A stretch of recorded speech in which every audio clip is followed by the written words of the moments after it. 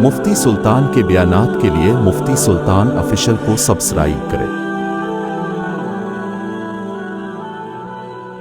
ہم سب کروڑوں کروڑوں شکر ادا کرتے ہیں کہ اللہ رب العزت نے ہم جیسے غافل، نکمے اور نالائق بندوں کو قرآن کریم کے سننے اور سنانے کی توفیق عطا فرمائی، اور رمضان المبارک جیسا اہم فضیلت والا اور برکت والا مہینہ عطا فرمایا۔ سب سے پہلے تو اللہ رب العزت نے ہمیں انسان بنایا ہے۔ کیا بنایا؟ انسان بنایا۔ اگر ہم کیا چاہتے؟ اگر اللہ چاہتے تو ہم کیڑے مکوڑے جانوروں میں اللہ ہمیں پیدا کر سکتے تھے۔ اللہ نے ہم کو اس میں پیدا نہیں کیا۔ تمام مخلوقات میں اشرف المخلوقات، سب سے اشرف، سب سے افضل، سب سے اکرم، سب سے مکرم اگر کوئی مخلوق ہے تو وہ ہے انسان۔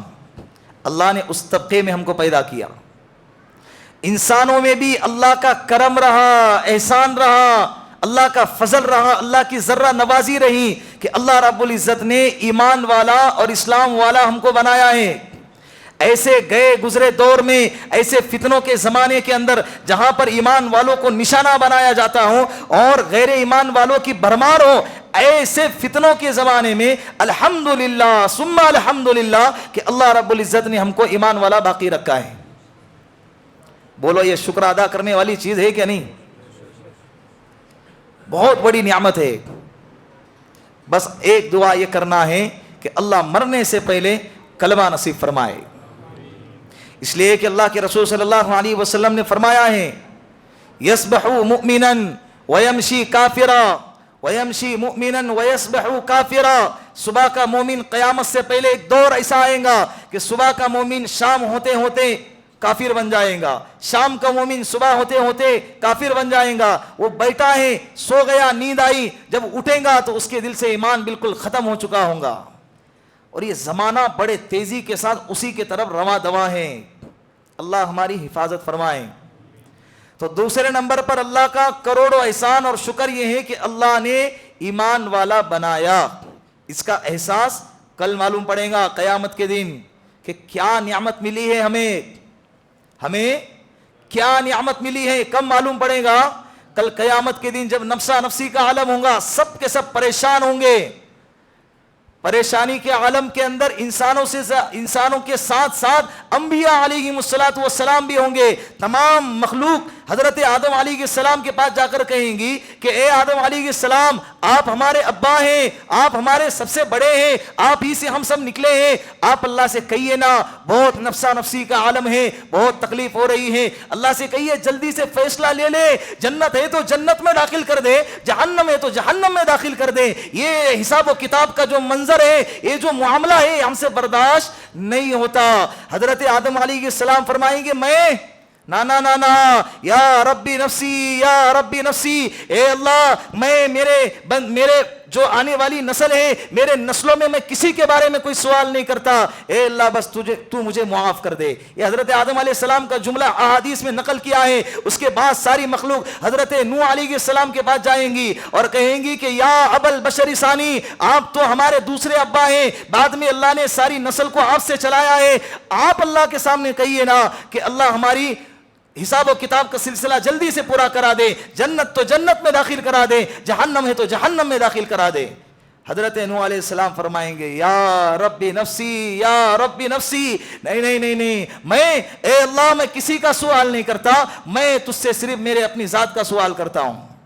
تمام مخلوق اسی طرح حضرت نوح علیہ السلام کے بعد سے حضرت موسیٰ علیہ السلام کے پاس، کبھی حضرت عیسیٰ علیہ السلام کے پاس، کبھی حضرت شعیب علیہ السلام کے پاس، کبھی حضرت یوسف علیہ السلام کے پاس، اور سب کے فضائل گنائیں گے۔ ارے آپ تو خلیل اللہ تھے، آپ تو موسیٰ کلیم اللہ تھے، آپ تو عیسیٰ روح اللہ تھے، آپ تو آدم صفی اللہ تھے، آپ تو حضرت نوح علیہ السلام روح اللہ تھے۔ یہ ان کے فضائل گنائے جائیں گے۔ اسی شور کے عالم میں اور اسی ہنگامے کے عالم میں اس وقت میں ایک کونے سے آواز آ رہی ہوں گی۔ کیا آواز ہوں گی؟ بولو میرے ساتھ میں، کیا آواز ہوں گی؟ بولو نا یار، اتنا بڑا مجمع ہے، ایک ऐसे नफ्सा नफ्सी के आलम में माँ भी कह रही होंगी या रब्बी नफ्सी, बाप भी कह रहा होगा या रब्बी नफ्सी, औलादे कह रही होंगी या रब्बी नफ्सी। हर कोई अपनी अपनी दुनिया में मगन है, हर कोई अपनी अपनी फिक्र कर रहा है। ऐसे शोर में, ऐसे हंगामे में एक शख्स है जो उस वक्त में कोने से आवाज लगा रहा है, ए अल्लाह मैं अपनी जात का सवाल नहीं करता, या रब्बी उम्मती, या रब्बी उम्मती, या रब्बी उम्मती। सारी मखलूक की नजरें अल्लाह के रसूल सल्लल्लाहु अलैहि वसल्लम की तरफ मुड़ेंगी तो देखेंगे कि वो कौन है, वो कौन है? मेरे आका जनाब रसूलुल्लाह सल्लल्लाहु अलैहि वसल्लम है। रिवायतों में लिखा है कि 7 दिन 7 रात के बकदर दुनिया के एतबार से अल्लाह के रसूल सजदा करेंगे। अल्लाह का जलाल जमाल में तब्दील होगा। अल्लाह कहेंगे, ए लाडले इरफा रअसक या मोहम्मद, इश्फा तुशफ़ा सल तुअता। ए नबी, ए मेरे हबीब, ए मोहम्मद अपने सर को उठा और तू जिसकी सिफारिश करेगा उसकी सिफारिश कबूल की जाएंगी, तू सवाल करेगा तेरे सवाल को पूरा किया जाएगा। उसके बाद हिसाब व किताब का सिलसिला शुरू होगा। जो हिसाब व किताब का सिलसिला शुरू होगा, फिर जन्नत वालों को जन्नत में, जहन्नम वालों को जहन्नम में डाला जाएगा ना, तो ये जन्नत वाले जन्नत, जहन्नम वाले जहन्नम में दाखिल करने के लिए जिस चीज को मियार बनाया जाएगा वो मियार क्या होगा? ईमान। क्या मियार होगा? ईमान। अगर ईमान है सबसे पहले चेक किया जाएगा, भाई बंदा मुसलमान है, नमाज रोजा ज़कात हज वगैरह सब बाद में देखेंगे, सबसे पहले मुसलमान है तो आगे बात करो। शोरूम में गाड़ी लेने गए तो कहते हैं ना, है तो खड़े रहे नहीं तो निकाल यहां से। ऐसे ही कल कयामत के दिन अल्लाह रब्बुल इज्जत सबसे पहले ईमान देखेंगे। है अगर कमजोरियां है अमाल में, ठीक है, वाया वाया जहन्नम होके जाएंगे, लेकिन कभी ना कभी तो जहन्नम से निकल के जन्नत में जाना है ना। हजरते हारूत और मारूत ये 2 फरिश्ते हैं। अल्लाह रब्बुल इज्जत से उन्होंने कहा कि तेरे बंदे क्या कर रहे हैं, जिना में मुब्तला हो रहे हैं, शराब के आदी हो रहे हैं, और जादू और टोना और कैसे कैसे अजीबो गरीब काम कर रहे हैं। अल्लाह रब्बुल इज्जत ने फरमाया जो चीजें उनके अंदर है ना वो अगर तुम्हारे अंदर हो तो तुम भी यही काम करेंगे। उन्होंने कहा अल्लाह हम नहीं कर सकते। कहा कि अच्छा ठीक है, उनको इंसान की सिफत उनके अंदर डालकर अल्लाह रब्बुल इज्जत ने उनको जमीन पे उतारा, लेकिन आने के बाद वो इंसानी फितरत की तरफ माइल हो गए और वही काम कर बैठे जो इंसान, ये भी अल्लाह की तरफ से एक आजमाइश थी, वही काम कर बैठे जो इंसान किया करता है। उसके बाद अल्लाह रब्बुल इज्जत ने उनके सामने 2 ऑप्शन रखे कि दुनिया की सजा चाहिए या आखिरत की सजा चाहिए। फरिश्तों ने क्या कहा? ए अल्लाह आखिरत की सजा तो हम जानते हैं, वो कभी खत्म होने वाली नहीं है, हमें दुनिया की सजा दे दे। बाबुल शहर के अंदर एक कुआं है, आज भी वो उल्टे लटके हुए हैं। हमारे नबी के 4000 साल पहले का किस्सा है, कुरान उसे बयान करता है। 4000, आज हो गए 4.5 साढ़े 5,000 साल गुजर गए और कयामत को अब कितना अरसा बाकी नहीं मालूम है। 5,500 साल से वो लटके हुए हैं। 5,500 साल, हमसे 2 दिन गुजरते नहीं तकलीफ के हालात में, जब हम गिर जाते हैं ना 1 हफ्ता हमसे गुजरता नहीं है। होता ही ना ऐसे ऐसे ऐसे हालात किसी ना किसी पर हर वक्त आते हैं। तो 5,500 साल से वो उल्टे लटके हुए हैं। उन्हें मालूम था कि 5,500 साल हो या 5.5 लाख साल हो, लेकिन ये दुनिया कभी ना कभी खत्म होने वाली जरूर है। लेकिन आखिरत का मसला इतना कठिन है कि वो कभी भी खत्म होने वाला नहीं है। तो वाया वाया होके सही, लेकिन जन्नत में जाएंगे जरूर। ईमान वाले जन्नत में जाएंगे जरूर। एक रिवायत में लिखा है कि जन्नतियों से कहा जाएगा, ए जन्नतियों खुश हो जाओ, अब तुम्हें हमेशा हमेशा इसमें रहना है, कभी बाहर निकलना नहीं है। तुम पर मौत कभी नहीं आएंगी, तुम पर कभी गम ना आएगा, तुम पर कभी तकलीफ ना आएंगी, तुम पर कभी परेशानी नहीं आएंगी, तुम पर कभी बुढ़ापा नहीं आएगा, तुम पर कभी बीमारी नहीं आएंगी। ये जब जन्नतियों को सुनाया जाएगा, रिवायतों में लिखा है कि अगर उस वक्त में मौत होती तो जन्नती खुशी के मारे मर जाता। जहन्नमियों से कहा जाएगा, ओ जहन्नमियों अब तुम्हें यही हमेशा सड़ना है, خالدین فیہا، ہمیشہ ہمیشہ اس میں رہنا ہے، کبھی بھی یہاں سے نکلنا نہیں ہے. اب موت بھی کبھی نہیں آئیں گی، اور غم تم پر ہمیشہ ہوں گا، تکلیف تم پر ہمیشہ ہوں گی، ٹینشن تم پر ہمیشہ ہوں گا، خوشی کے آثار تم کبھی نہ دیکھو گے. روایتوں میں لکھا ہے اگر اس وقت میں موت ہوتی تو یہ غم کے مارے مر جاتے، لیکن نہ انہیں موت آئیں گی نہ انہیں موت آئیں گی، اس لیے کہ موت کو جنت اور جہنم والوں کے بیچ میں دمبے کی شکل میں لا کے ذبح کر کے اس کو مار دیا جائے گا. جب موت کو ہی مار دیا جائے گا اب موت آنی نہیں ہے، تو اس وقت میں سوچے گا. اس لیے کہ ہمیشہ ہمیشہ کا جہنم میں جانا یہ صرف اور صرف غیر ایمان والوں کے مقدر میں ہے، ایمان والوں کے مقدر میں نہیں ہے. بس اللہ سے اتنی التجا ہے کہ اے اللہ تو نے جو ایمان دیا ہے مرتے وقت وہ باقی رہنا چاہیے. اس لیے کہ حالات اتنے برے آ چکے ہیں نا، کہ موبائل نے تو پورا ستیہ ناش کر کے رکھ دیا ہے، تنہائی کی زندگی تباہ ہو گئی. اچھا خاصا انسان جس کو کچھ دنیا کا نہیں سمجھتا تھا وہ انسان بھی گھر بیٹھے تباہ ہو رہا ہے اس فتنے کی وجہ سے. کس کی وجہ سے؟ اس فتنے کی وجہ سے. اللہ ہماری اس کے فتنے سے حفاظت فرمائے. نمازوں کا حال، مسجدوں کی آبادی، یہ جو سب کچھ چل رہا ہے نا، یہ بہت جلد انسانوں کو سمجھ میں آ جائے گا. اللہ رب، ایک بڑے بزرگ اللہ والے ہیں، وہ فرماتے ہیں کہ چھٹائی کا دور چل رہا ہے. اللہ چھانٹ رہے ہیں کون ایمان والا ہے اور کون منافق ہے اور کون ایمان والا نہیں ہے. تو آپ یہ کوشش کریں، میں بھی یہ کوشش کرتا ہوں کہ جب چھٹائی ہو رہی ہو نا تو ہمارا شمار ایمان والوں کے اندر ہو. اسی لیے اپنے اعمال کو سدھارنے کی ضرورت ہے. اور اللہ رب العزت سے میں نے جو کہا کہ دوسرے نمبر پر ہم کو کروڑوں شکر ادا کرنا ہے اس بات پر کہ اللہ نے ہم کو ایمان دیا ہے. تیسرے نمبر پر اللہ کا بڑا کرم، بڑا احسان رہا کہ اللہ رب العزت نے رمضان جیسی نعمت ہم کو عطا فرمائی ہے. رمضان جیسی نعمت کا ملنا گویا کہ اللہ نے ہم کو چانس دیا ہے کہ بندہ مانگ لے دوں گا، مغفرت طلب کر معاف کر دوں گا، گناہوں کی معافی مانگ دے دوں گا، جنت مانگ دے دوں گا، جہنم سے پناہ مانگ دے دوں گا. ایک چانس دیا گیا. ایک اسٹوڈنٹ کو، ایک کلاس کے بچے کو اس کو پڑھنے کا موقع ہی نہ دیا جائے اور پھر اس کا ایگزام لیا جائے، یہ تو اس پر ظلم ہے نا. اللہ ہمیں موقع دے رہے ہیں. پتہ نہیں کس کی زندگی میں کتنے رمضان آئے ہیں اور کتنے رمضان چلے گئے اور آگے کا رمضان آنے والا ہے، لیکن ہم اس میں ہوں گے یا نہیں ہوں گے نہیں معلوم ہے. تو اللہ کا کروڑوں احسان ہے کہ اللہ نے یہ موقع ہم کو دیا ہے رمضان المبارک کا. چوتھے نمبر پر اللہ رب العزت کا احسان یہ رہا کہ اللہ رب العزت نے ہمارے مغفرت کے لیے آخری عشرہ ہمیں نصیب فرمایا. آخری عشرہ، ان آخری عشرے کے اندر اللہ رب العزت نے 5 راتیں طاق راتیں رکھی ہیں جن کو لیلۃ القدر اور شب قدر کہا جاتا ہے. اس رات کے بارے میں اللہ رب العزت نے خود قرآن کریم میں ذکر کیا ہے کہ جو بندہ شب قدر کے اندر اور اس رات کے اندر اللہ رب العزت کے سامنے عبادت کے ساتھ کھڑے رہ کر پوری رات گزاریں گا، اللہ کے ذکر میں مشغول ہوں گا، تلاوت میں مشغول ہوں گا، تو وہ بندہ ایک رات اگر عبادت کرے گا اللہ رب العزت کہہ رہے کہ 83 سال 4 مہینے تک اس کو عبادت کا ثواب دوں گا.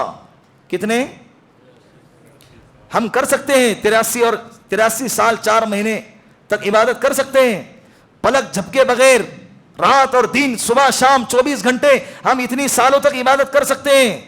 ایک رات تو عبادت کر سکتے ہیں نا. اللہ رب العزت نے کتنا بہترین سودا کیا ہے ہمارے ساتھ میں. ایک بندہ پورا سال کام کرے گا اس کو 1 لاکھ روپے ملیں گے. ایک بندہ ایک دن کام کرے گا اسے 1 لاکھ روپے ملیں گے. بولو کون سا بندہ فائدے میں رہا؟ اگر وہ اس ایک دن سے بھی اگر وہ فائدہ نہ اٹھائے تو اس سے بڑا بدبخت اور بیوقوف اور محروم انسان اس روئے زمین پہ کوئی ہو نہیں سکتا. اللہ کے رسول صلی اللہ علیہ وسلم نے صحابہ کرام کے سامنے بنی اسرائیل کے عابدوں کا تذکرہ کیا کہ ایسے ایسے عابد تھے 500 سال تک 700 سال تک عبادت کرتے رہے، پلک جھپکنے کے برابر بھی انہوں نے اللہ کی نافرمانی نہیں کی. صحابہ کے چہرے اتر گئے. اللہ کے رسول نے فرمایا کیا ہو گیا؟ تو اللہ کے رسول صلی اللہ علیہ وسلم کے کہنے پر صحابہ نے عرض کیا یا رسول اللہ اب وہ 500 سال عبادت کر رہے, 700 سال عبادت کر رہے, اور ہماری تو عمریں ہی 70 اور 80 سال ہے. بڑی مشکل سے آج کے زمانے میں کوئی بندہ 100 کراس کرتا ہے. وہ اکا دکا رہتا ہے, وہ جب کرتا ہے نا پیپر میں فوٹو آتا ہے اس کا. یہ وہ دور چل رہا ہے نا. پھر وہ فوٹو نکالتے ہیں کہ یہ باپ, یہ بیٹا, پھر پوتا, پھر پر پوتا, یہ 4 نسلیں, ایسی فوٹو وائرل ہو جاتی ہے. کیونکہ کئی ایسے واقعات ابھی پیش آ رہے ہیں. اس امت کی عمریں کم ہیں, 100 سال بڑی مشکل سے, کئی اکا دکا 70 کراس کیے تو اسے مذاق میں کہتے ہیں کہ کب جا رہے, اور وہ بندہ بھی سمجھ جاتا ہے کیا ابھی ہماری تو عمر ہو گئی ہے, ہمارا کیا رہ گیا, سب کچھ تو ہو گیا. یعنی وہ خود بھی اپنے آپ میں یہ سوچ لیتا ہے کہ اب اپنے جانے کا ٹائم ہو گیا ہے. ایک نظام اللہ نے بنایا ہے. تو ہماری صحابہ نے عرض کیا یا رسول اللہ ہماری تو عمریں ہی 70 اور 80 سال ہے, تو ان کی عبادتوں کا ہم کیسے مقابلہ کریں گے. یہ صورت نازل ہو گئی ہمارے لیے. صحابہ کرام کے تڑپ پر اللہ نے یہ صورت نازل فرمائی کہ انا انزلناہ فی لیلۃ القدر وما ادراک ما لیلۃ القدر لیلۃ القدر خیر من الف شہر تنزل الملائکۃ والروح فیہا باذن ربہم من کل امر سلام سلام سلام سلام ہی حتی مطلع الفجر. اللہ کہہ رہے کہ میں نے قرآن کریم کو شب قدر میں نازل فرمایا ہے. تمہیں معلوم ہے شب قدر کیا ہے؟ یہ سوال اس لیے نہیں پوچھا جا رہا ہے کہ اللہ کو معلوم نہیں ہے, سوال اس لیے پوچھا جا رہا ہے تاکہ ہم کو اس کی اہمیت معلوم ہو. کہتے ہیں نا تیرے کو جو چابی دیا نا میں نے, تیرے کو معلوم ہے کہیں کی پھینک دیں گا کہتا بھی اٹھا کے. چابی خزانے کی ہے یا ایسے الماری کی نہیں ہے, کوئی کمرے کی چابی نہیں ہے, کئی کی چابی ہے, خزانے کی چابی. اس کو اس لیے سوال کیا جاتا ہے تاکہ سامنے والا بندہ متوجہ ہو جائے, چوکنا ہو جائے, اور اس کو اس کی اہمیت معلوم ہو جائے. اللہ کہہ رہے وما ادراک ما لیلۃ القدر, تمہیں معلوم ہے کہ لیلۃ القدر کیا ہے؟ لیلۃ القدر خیر من الف شہر. اے میرے بندو, لیلۃ القدر وہ رات ہے, شب قدر وہ رات ہے کہ اس رات کے اندر اگر کوئی بندہ ایک رات عبادت کرے گا 1000 مہینوں سے زیادہ اللہ اس کو عبادت کا ثواب عطا کریں گے. کتنا بہترین موقع ہے. محدثین کہتے ہیں نا کہ آخری عشرے کے 5 راتیں ہیں جس کو اللہ رب العزت نے لیلۃ القدر کا مرتبہ دیا ہے. آخری عشرے کی 5 راتیں طاق راتیں. اللہ کے رسول صلی اللہ علیہ وسلم ایک دفعہ مسجد نبوی سے باہر تشریف لائے اس ارادے سے کہ صحابہ کرام کو بتا دے کہ آج یا کب یا کون سی رات شب قدر ہے, یہ بتا دے. یہ کہنے کے لیے جب باہر آئے تھے 2 صحابہ کرام کو آپس میں لڑتے ہوئے دیکھا. اللہ کے رسول صلی اللہ علیہ وسلم نے ان سے کہا کہ تمہارے جھگڑوں کی وجہ سے میں آیا تھا یہ بتانے کے لیے, اللہ نے مجھے بتا چکے تھے کہ شب قدر کون سی رات ہے, یہ بتا چکے تھے اللہ نے مجھے, لیکن میں تم کو بتانے آیا تھا, تمہاری جھگڑوں کی وجہ سے وہ رات مجھ سے بھلا دی گئی. وہ مجھ سے کیا کر دی گئی؟ بھلا دی گئی. اب اس میں 2-3 باتیں ہیں. ایک بات تو یہ ہے کہ اللہ رب العزت نے جو بھلائی ہے نا اللہ کے رسول سے یہ رات کب ہیں, اس میں اللہ کی بہت بڑی حکمت ہے, اور اس میں جو ہے نا ہمارا ہی فائدہ ہے. اس راتوں کے چھپانے میں ہمارا ہی فائدہ ہے. اللہ کی حکمتیں بھی بڑے زبردست ہوتی ہیں, لیکن اس کا مطلب یہ نہیں کہ جھگڑے کی وجہ سے ہمارا فائدہ ہو گیا. اللہ رب العزت اس جھگڑے کے بغیر بھی ان سے یہ رات کو چھپا سکتے تھے, لیکن جھگڑے کو ہائی لائٹ کر کے اس حدیث کو ساتھ میں اس لیے جوڑا تاکہ یہ بتایا گیا کہ تمہارے جھگڑے کی وجہ سے اتنی اہم چیز ہم سے اٹھا لی گئی, تاکہ امت کو پتا چلے کہ آپس کا اختلاف کتنی بری چیز ہے. اختلاف ہوتا ہے چھوٹا موٹا, لیکن اختلاف اتنا بھی بڑا نہ ہو کہ دوسری قوم ہمارا فائدہ اٹھا لے. اسی لیے مسلمانوں کو چاہیے کہ اتحاد باقی رکھے. اختلاف مسالک کا اختلاف اپنی جگہ پہ, ہاتھ اوپر باندھنا ہے کہ نیچے باندھنا ہے, آمین زور سے کہنا ہے کہ آہستہ کہنا ہے, یہ اختلاف اپنی جگہ پہ ہے, لیکن ہم سب کے سب لا الہ الا اللہ کے جھنڈے کے نیچے ایک ساتھ کھڑے ہیں. وہ ہمارا آپس کا اختلاف ہے. جب 2 شیر آپس میں لڑتے ہیں نا, اور لڑنے کے بعد جب الگ ہوتے ہیں تو ایک شیر کو دوسرے کتے دیکھتے ہیں کہ یار ان دونوں کی آپس میں لڑائی ہو گئی ہے تو لہٰذا اب یہ دونوں ہم ملیں گے نہیں, تو اس کو اکیلا دیکھ کر, کمزور شیر کو دیکھ کر کتے آ کے جھپٹنے لگتے ہیں, تو دوسرا شیر اس پر حملہ کرتا ہے کتوں پر, تو کتے کہتے ہیں کہ تمہارا تو کیا ہو گیا, جھگڑا ہو گیا تھا, پھر تم اسے بچانے کیوں آئے؟ تو شیر کہتا ہے یہ ہمارے آپس کا معاملہ ہے. اس کا مطلب یہ نہیں کہ کتے آ کے مزہ لے لے. اسی لیے اپنے اتحاد کو اپنے مجلسوں میں قائم کرنا ضروری ہے. مسلمان اسی میں لگا ہوا ہے, بریلوی کافر, دیوبندی کافر, اہل حدیث ایسے, وہ فلاں ایسے, تبلیغی ایسے. اور علامہ اقبال کہتے نہیں ہے, تبلیغی نے کہا, دیوبندی نے کہا بریلوی کافر, بریلوی نے کہا دیوبندی کافر. ایک کافر ہے جس نے ہم کو مسلمان کہا. وہی اکیلے ہیں نا جو بریلوی کو بھی مسلمان کہہ رہے ہیں, جو شیعہ کو بھی مسلمان کہہ رہے ہیں, جو مسلمان ہے بھی نہیں انہیں بھی مسلمان کہہ رہے ہیں, اور دیوبندی کو بھی مسلمان کہہ رہے ہیں, سب کو مسلمان کہہ رہے ہیں. لیکن جو مسلمان ہیں وہ ایک دوسرے کو کفر کے فتوے لگاتے پھر رہا ہے. اللہ ہماری حفاظت فرمائے. اللہ کے رسول صلی اللہ علیہ وسلم نے فرمایا کہ میں آیا تھا تمہیں یہ بتانے کے لیے یہ رات کون سی ہے, لیکن تمہاری جھگڑوں کی وجہ سے یہ رات مجھ سے بھلا دی گئی. لہٰذا غصہ برداشت کرے, محبت کے ساتھ زندگی گزارے. رہی بات اس رات کو چھپانے کے اندر کیا حکمتیں ہیں, ایک حکمت تو یہ ہے کہ ہم جیسے نکموں کے لیے ایک رات جو ہے کافی نہیں ہوتی. کافی نہیں کا مطلب یہ ہے کہ اگر ایک ہی راستہ ہوتا تو ایک ہی راستے کے اندر اگر اس وقت ہم سو جاتے, وہی ایک رات ہوتی, اس میں ہم غافل رہ جاتے, شاپنگ پہ چلے جاتے یا کسی کام میں مشغول ہو جاتے, تو ہم تو اس رات کے برکت سے محروم ہو جاتے نا. اللہ رب العزت نے ہم جیسے غافلوں کے لیے, ہم جیسے کمزور بندوں کے لیے پانچ آپشن رکھے ہیں کہ اس رات میں نہیں تو اس رات میں, اس رات میں نہیں تو اس رات میں, اس رات میں نہیں تو 27 کی رات میں, 27 نہیں تو 29 ہے, کسی نہ کسی میں تو جاگ کے عبادت کرے گا. اسی لیے اللہ رب العزت نے میں نے کہا تھا کہ جب کسی جگہ پہ جانے کے لیے, اپنی منزل کو جانے کے لیے اگر ایک سے زائد راستے ہوں تو اس منزل کے لیے راستے آسان ہو جاتے ہیں, اس منزل کا سفر آسان ہو جاتا ہے. اگر ایک ہی راستہ ہو تو منزل کا سفر تنگ ہو جاتا ہے.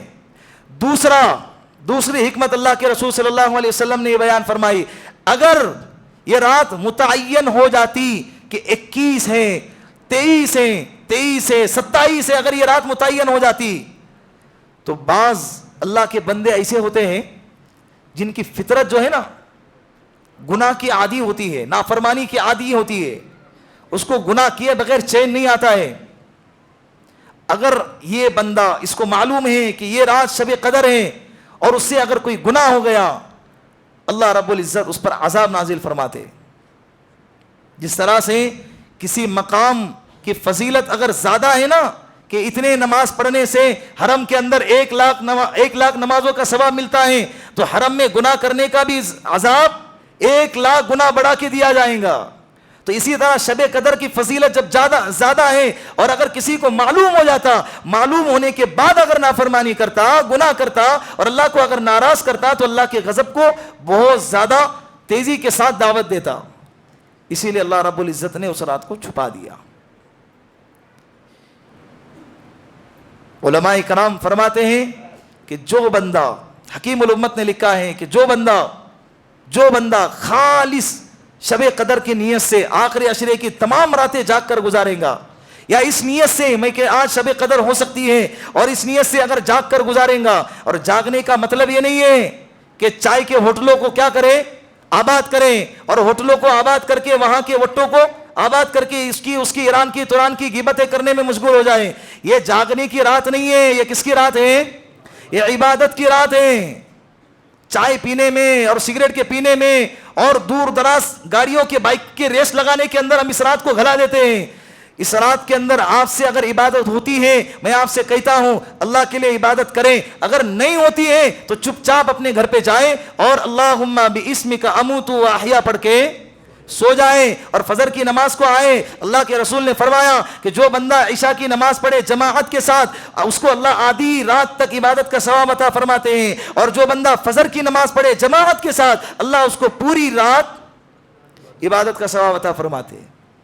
اگر ہوتا ہے پوری رات عبادت کرنا مسجد میں تو مسجد میں, نہیں تو اپنے مکان پہ نوافل پڑھے, ذکر و اذکار کرے, قرآن کریم کی تلاوت کرے, اللہ سے توبہ کرے اپنے گناہوں کی, اللہ سے مانگے.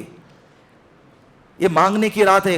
کثرت سے جو عبادت آج کی رات میں کرنے کی ہے وہ کون سی ہے؟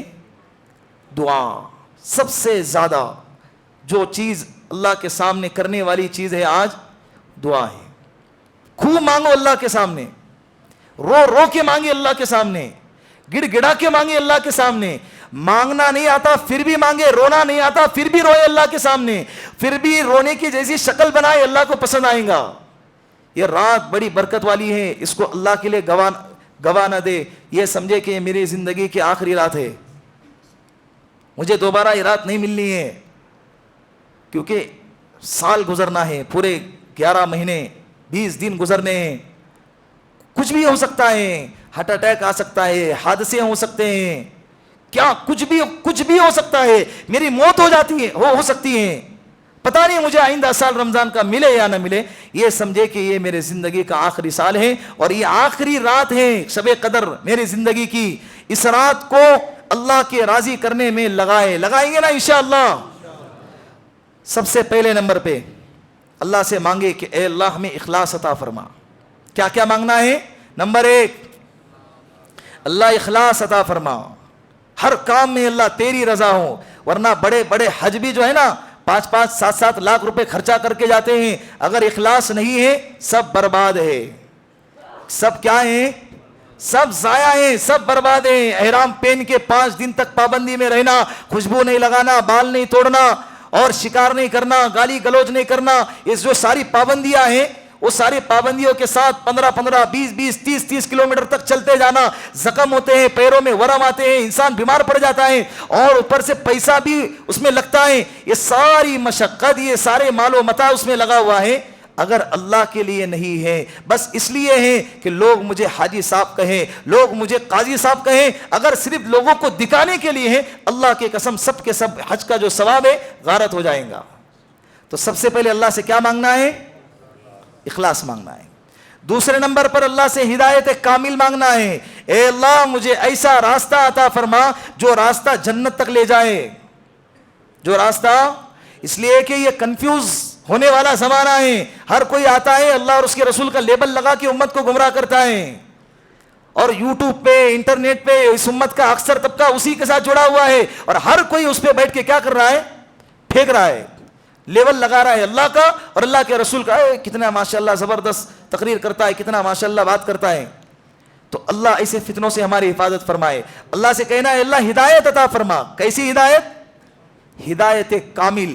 کیسی ہدایت؟ ہدایت کامل. تیسرے نمبر پر اے اللہ مجھ سے تیرے دین کا کام لے لے اور اس کام کے لینے میں مجھے ہمت عطا فرما اور طاقت عطا فرما. کیا عطا فرما؟ اس لیے کہ کام, دین کے کام کے کرنے کے اندر دونوں چیزوں کی ضرورت پڑتی ہے. طاقت ہے اور ہمت نہیں ہے تو ایسا بندہ کام نہیں کر سکتا, تکلیفیں آئیں گی. دین کے کام کے اندر بہت زیادہ تکلیفیں آتی ہیں. انبیاء علیہم الصلوۃ والسلام پر سب سے زیادہ آئی ہے, اس کے بعد جس کا اس کا جو لیول ہے اس کے اعتبار سے اس پر تکلیفیں آتی ہیں. تو اللہ سے اے اللہ دین کا کام مجھ سے لینا اور اس کام کے کرنے میں طاقت اور ہمت عطا فرمانا. اس کے بعد اللہ سے کہے اے اللہ آخری وقت میں اسلام ہم سے چھیننا نہیں. کیسی موت آتی ہے, ہم نے دیکھا ہے. کلمہ پڑھا رہے گانے گا رہا ہے, کلمہ پڑھا رہے گالیاں بک رہا ہے, گانے سنتے سنتے دنیا سے چلے گئے. پکچر دیکھتے دیکھتے تھیٹر میں ہارٹ اٹیک آیا, پکچر دیکھ رہے اور ہارٹ فیل ہو گیا اور اسی جگہ پر موت آئی. ایسوں کی موت بھی دیکھی ہے. اللہ ایسی موت سے ہماری حفاظت فرمائے. کون تیار ہوتا ہے بتاؤ بھلا کہ بھائی 8 دن کے بعد میں مرنے والا ہے اور 1 مہینے کے بعد میں مرنے والا ہوں, تو لہٰذا نہا دھو کے اچھے کپڑے پہن کے سرما برما تیتر بتر لگا کے مسجد میں آؤں اور سجدے میں جاؤں, بھائی جبرائیل اسرائیل علیہ السلام اور مجھے لے جا. ایسا ہوتا ہے؟ اللہ نے آپشن رکھا ہی نہیں ہے. یہ امتحان گاہ ہے. یہ کیا ہے؟ اللہ نے کہا ہے نا کہ ان اللہ عنده علم الساعة وينزل الغيث ويعلم ما في الارحام وما تدري نفس ماذا تكسب غدا وما تدري نفس بأي ارض تموت ان اللہ علیم خبیر. موت کب آئیں گی اللہ نے کسی کو بتایا ہی نہیں ہے, چھپا کے رکھا ہے. تو یوں سمجھے کہ ہر دن آخری ہے. ہر دن کیا ہے؟ آخری ہے. اللہ سے محبت کرے. یہ دنیا فانی ہے, مال و متاع جمع کرنا ہے کرے, لیکن اتنا بھی اس کے جمع کرنے میں آگے نہ بڑھے کہ جب پیچھے مڑ کر دیکھے تو بہت دیر اور بہت دور جا چکے ہوں گے, پھر منزل کی طرف لوٹنا بڑا مشکل ہو جاتا ہے نا. انشاءاللہ اللہ رب العزت ان باتوں پر ہم سب کو عمل کرنے کی توفیق عطا فرمائے. آپ چاہتے ہیں کہ گناہ نہ کرے, لیکن ماحول اتنا بچایا ہوا ہے دائیں بائیں کہ آپ چاہ کر بھی اس سے بچ نہیں پاتے.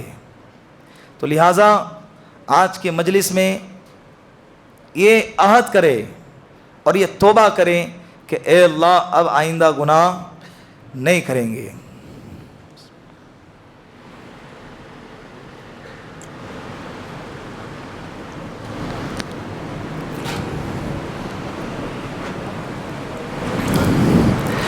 توبہ کے 3 شرائط ہے. توبہ کی قبولیت کے لیے 3 شرائط ہے. پہلی شرط یہ ہے کہ دل کے اندر ندامت ہو, شرمندگی ہو کہ اے اللہ میں جو کر رہا ہوں غلط ہے, مجھے شرم آ رہی ہے, یہ تیری نافرمانی ہے, یہ تیری کیا ہے, نافرمانی ہے, مجھے اس کا احساس ہے. دل کے اندر ندامت ہو. دوسرے نمبر پر دوسری جو شرط ہے کہ جو گناہ کر رہے ہیں اس گناہ کو چھوڑ دینا ہے. یہ نہیں کہ گناہ کرتے کرتے توبہ ہو, ایسی توبہ قبول نہیں ہوتی ہے. کسی نے کسی کا دل دکھایا ہے تو اس مجلس میں یہ ارادہ کرے کہ انشاءاللہ مجلس کے ختم پر اس سے معافی تلافی کریں گے. کسی کے ساتھ قطع تعلق ہیں, رشتے ٹوٹے ہوئے ہیں, بات چیت بند ہے, چچا کے ساتھ, ماموں کے ساتھ, بھائی کے ساتھ, ابا کے ساتھ, خالہ کے ساتھ, دوست کے ساتھ, اڑوس پڑوس کے ساتھ, اگر رشتے ایسے ہیں تو اس مجلس میں آپ لوگوں سے ہاتھ جوڑ کے کہتا ہوں کہ مجلس کے بعد ابھی ارادہ کریں کہ مجلس کے بعد ان سے صلح کریں گے. اللہ ایسی کی توبہ قبول نہیں کرتا, ایسی کی دعا بھی قبول نہیں کرتا جو رشتے ناطے توڑنے والا ہوں. اور کسی مجلس میں اگر ایسا بندہ ہے تو اللہ اس مجلس والوں کی بھی دعا قبول نہیں کرتا. اتنی برکت والی رات, اتنی فضیلت والی رات, اتنے مقدس جگہ پہ ہم بیٹھے ہیں, قرآن کے ختم پر اللہ دعا قبول کرتا ہے. اس کے باوجود اگر یہ وائرس گناہ کا اگر بیچ میں آ گیا تو ہماری دعائیں رد ہوں گی, تو ہم سے بڑا بدبخت کون ہوگا بتاؤ. مانگیں گے, روئیں گے, اللہ کے سامنے گڑ گڑائیں گے. تو جو شرائط ہیں, جو بیچ میں رکاوٹیں ہیں دعا کی قبولیت کے لیے, اسے ہمیں ختم کرنا ہے. دوسرے نمبر پر بولو, دوسرے نمبر پر کیا کہا میں نے, دوسرے نمبر پر کیا کہا, یاد نہیں رہا تو کیسے مانگیں گے اللہ سے. گناہ کو فوراً چھوڑ دینا ہے, پختہ ارادہ, بالکل بند.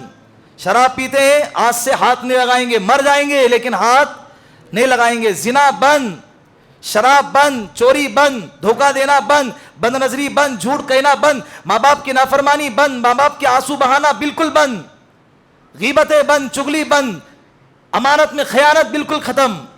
یہ آج سے ارادہ کرے. دوسرے نمبر پہ کریں گے انشاءاللہ. تیسرے نمبر پہ آئندہ اس گناہ کے نہ کرنے کا پختہ ارادہ ہو. آئندہ ابھی توبہ کر لیں گے, بعد میں پھر کریں گے, پھر توبہ کریں گے.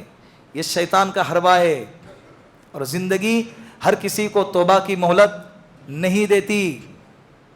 ملی ہے مہلت, ابھی گولڈن چانس سمجھ لو, ورنہ موت تو بہرحال پکی ہے. ہر کسی کی طے ہے, جوان کی, بوڑھے کی, بچے کی. ایسے جنازے بھی دیکھے جو پیدا ہوتے کے ساتھ دنیا سے چلے گئے. 2 سال کی بچی ہے, دنیا سے چلی گئی. اللہ نے نظامی دنیا کا ایسا بنایا ہے, ہر ایک کو اس سے گزرنا ہے. ہم بھی گزریں گے, لا محالہ, اللہ کی قسم گزریں گے. کب گزریں گے نہیں معلوم ہے. کئی ایسا ہوتا ہے کہ اس مجلس میں بیٹھے ہیں, اور کئی دفعہ ایسا سننے میں آیا ہے کہ وہ فلاں کے مجلس میں تھے, فلاں پروگرام میں تھے, فلاں دن میں تھے, اور مسجد میں فجر کی نماز پڑھے حضرت نے, اور 7 بجے خبر آئی کہ حضرت فجر کی نماز مسجد میں جماعت کے ساتھ پڑھے ہیں, سب کے ساتھ چائے پی ہے, 7 بجے ہارٹ فیل ہوا, انتقال ہو گیا, اور عصر کی نماز کے بعد جنازے کی نماز ہو گئی. مغرب سے پہلے حضرت کو الوداع کہہ دیا. کہانی کتنے جلدی ختم ہو گئی.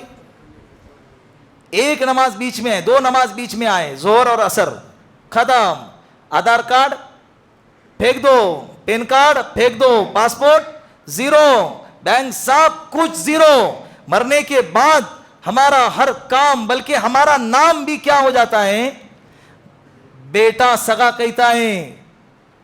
باڈی کب لے جا رہے؟ میت کو نہلانے کب آ رہے؟ ابا کو نہلانے نہیں, میت کو نہلانے کب آ رہے؟ فوراً اللہ رب العزت نام کو بھی چھین لیتے. تو جو چیز فنا ہے, مال فنا ہے, بیوی فنا ہے, بچے فنا ہے, یہ دنیا فنا ہے, تو ہم کس سے دل لگا رہے؟ کس سے دل لگا رہے؟ جگہ جی لگانے کی دنیا نہیں ہے, یہ عبرت کی جا ہے, تماشا نہیں ہے. تو ہرس ہوس کو چھوڑ میاں, مت دیس بدیس فرے مارا. قزاق اجل نے لوٹا ہے دن رات بجا کر نقارا. کیا بدیا بھیسا بیل شدر, کیا گولی بلہ سر بھارا. یہ دنیا ہے, ایک نہ ایک دن ختم ہونے والی ہے, اور جو مر گیا یہ قیامت اس کی وہیں سے شروع ہو جاتی ہے. دیکھیں نا, پرسوں کے دن میں ایک کمرے میں سویا تھا, مچھر اتنے میں پریشان ہو گیا, سو نہیں پایا. میں سوچنے لگ گیا کہ یار اگر قبر میں لیٹوں گا, یہاں میں مچھر کو بھگانے کا سامان پیدا کر سکتا تھا, کسی کو فون کر کے بلا سکتا تھا, فین لگا سکتا تھا, فین تھا اس کے باوجود میں باہر جا سکتا تھا, میں جگہ بدل سکتا تھا, میرے سامنے اتنے آپشن ہیں. لیکن اگر مر گیا, قبر میں چلا گیا, تو مچھر نہیں آئیں گے. مچھر کا تو حدیث میں تذکرہ ہی نہیں ہے. یہ مچھر والا عذاب دنیا میں ہے. وہاں بڑے بڑے کیڑے, سانپ, بچھو, اور ان کی شکلیں بھی جو ہے نا اونٹ کی طرح ہوں گی, ان کا جسم بھی اونٹ کی طرح ہوں گا. وہ قبر میں آئیں گے, کہاں جائیں گے؟ بتاؤ کہاں جائیں گے؟ بھاگ سکیں گے؟ کسی مردے کو قبر سے اٹھ کے بھاگتا ہوا دیکھے آپ نے؟ ارے 2 مردے بھاگ کے آ گئے, بہت عذاب ہو رہا تھا انہیں, ان کو پکڑ کے دوبارہ لے جایا گیا. ایسا کبھی دیکھے, کبھی سنے ہیں آج تک؟ یہ نظام نہیں ہے اللہ کا. وہاں کی دنیا بالکل الگ ہے, عالم برزخ ہے. ایک بزرگ اپنے شاگردوں کے سامنے قبر کے حالات کا تذکرہ کر رہے تھے. تو ایک طالب علم نے بزرگ سے سوال کیا, کہا کہ حضرت بہت قبر کے حالات سنے, لیکن جو جاتے ہیں وہ آنکھوں دیکھیے جو منظر ہیں, وہ جانے والا بیان کیوں نہیں کرتا؟ آنکھوں دیکھ کر وہ ہم کو بیان کیوں نہیں کرتا؟ کوئی تو ہونا چاہیے نا. تو ایک طالب علم نے کہہ دیا کہ حضرت جب آپ کا انتقال ہوگا نا تو آپ ہمیں بتا دینا. تو حضرت نے وجد میں تھے, حضرت نے کہا کہ میرے مرنے کے بعد میرے قبر میں چٹھی ڈال دینا, کاغذ ڈال دینا, میں آپ کو بتا دوں گا. انتقال ہو گیا, ان کو دفنایا گیا, چٹھی ڈال دی گئی طالب علموں نے. دوسرے دن جا کر باہر دیکھا, چٹھی قبر کے اوپر رکھی ہوئی ہے. تو اس میں لکھا ہوا تھا کہ یہ منظر بیان کرنے سے تعلق نہیں رکھتا, یہاں یہ منظر دیکھنے سے تعلق رکھتا ہے. تم آؤ گے تو دیکھو گے کہ یہاں کیا ہوتا ہے. اللہ کے رسول صلی اللہ علیہ وسلم کو اللہ نے سب کچھ بتایا تھا, اسی لیے اللہ کے رسول نے قبر کی عذاب سے, قبر کی حالات سے امت کو بہت زیادہ آگاہ کر کے چلے گئے. حضرت عثمان غنی کے سامنے جنت کا, جہنم کا, پل صراط کا, قیامت کا تذکرہ ہوتا, اتنا نہیں روتے تھے جتنا کہ قبر کے تذکرے پہ روتے تھے. داڑھی تر ہو جاتی تھی. آج ہم قبرستان میں ٹھٹے مار مار کے ہنستے ہیں. جنازی کی نماز ہے, میت سامنے, میں نے دیکھا ہے میت سامنے اور صفیں لگی ہوئی ہے. ایک بندہ سامنے والے لڑکے سے کہتا ہے کیا تو نہا کے نہیں آیا, کیا سارے مچھر تیرے پاس ہی آ رہے؟ آس پاس کے سب ہنس رہے. کہاں کھڑے؟ بولو نا, کہاں کھڑے؟ قبرستان میں میت سامنے, جنازہ پڑھ رہے. اب یہاں جا کے بھی اگر عبرت نہیں آئیں گی تو کہاں جائیں گے؟ کہاں عبرت آئیں گی؟ قلم میں جا کے ہدایت ملیں گی. موت, اللہ رب العزت, اللہ کے رسول نے قبرستان جانے کو اس لیے ہم کو اجازت دی تھی کہ وہاں جانے کے بعد ہم کو عبرت آئیں گی کہ یہ جگہ ہماری بھی ہے, ہمیں بھی کبھی نہ کبھی یہاں آنا ہے. اتنا بے حس ہو گیا ہے مسلمان آج کا کہ اس کو کسی کا جنازہ ہدایت کا سبب نہیں بن سکتا. قبرستان میں جا کے اس کو ہدایت نہیں مل سکتی تو کہاں ملیں گی؟ تو لہٰذا آج کی رات اللہ رب العزت سے توبہ مانگیں گے, ہدایت مانگیں گے. دین کے کام کی خدمت مانگیں گے اللہ سے، اللہ پوری زندگی دین کا کام مجھ سے لے لینا، اللہ کے پاس تو بہت ہیں، ہم لگ گئے تو ہماری چاندی ہے نا، ہم کامیاب ہو جائیں گے۔ اور یہ دعا کرنا، اللہ جب موت آئے تو کلمے پہ مجھے موت دے دینا، کس پہ؟